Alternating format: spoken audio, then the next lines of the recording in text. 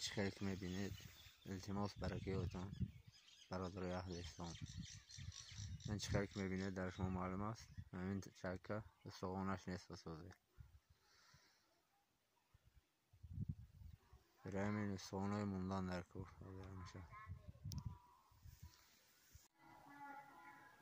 سلام علیکم برادران عزیز.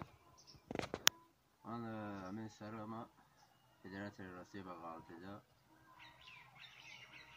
اپراسیون کرده بودن راستی با اومدم تاجیکستان با بعد 6 ماه پلاسماس موندن در کور یکم متریال موندن در کور بودم. 6 ماه گذشت، 3 سال گذشت بجد نداشتم برای متریال موندن.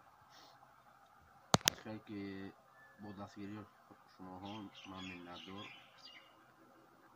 با دستگیری شما هم من این اپراسیون کردم سال گذشته. من این 1 سال شده. 1 سال بود من میدوام سر صحت نشده داشت. برای چی میشد که برای که اوتان التماس رحمتون 1 سومایمه 10 سومایمه یک خیرخواهی میکردم برای که اوتان همین سر من از دیگر در روسیه اپراسیون میکردم.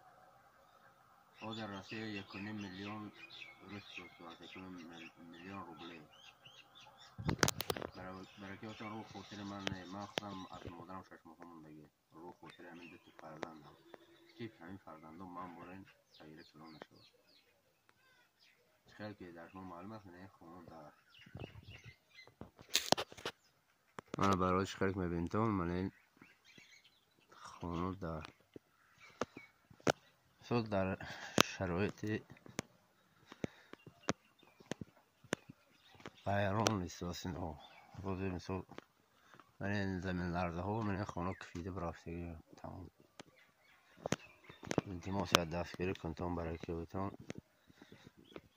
من در همین زمین لرزه همین خونه کفیده برافتگی شرایط ندارم که این خونه همشه اشتری از دیگر تعمیر کنیم.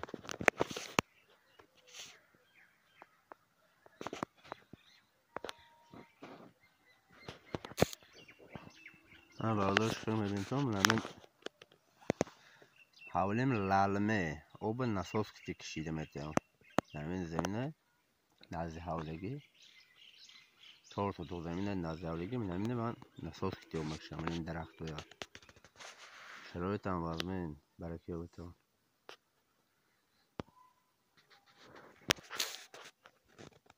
من برادرش که میبینم همین شیفر هم شکستگی وقتی که بارون های شدیداً میشد بارون سخت همین میچکه همین یک شکل چکیده میسته بارون همین شب بارون شده بود اینجا با بارون سخت اومد خونه هم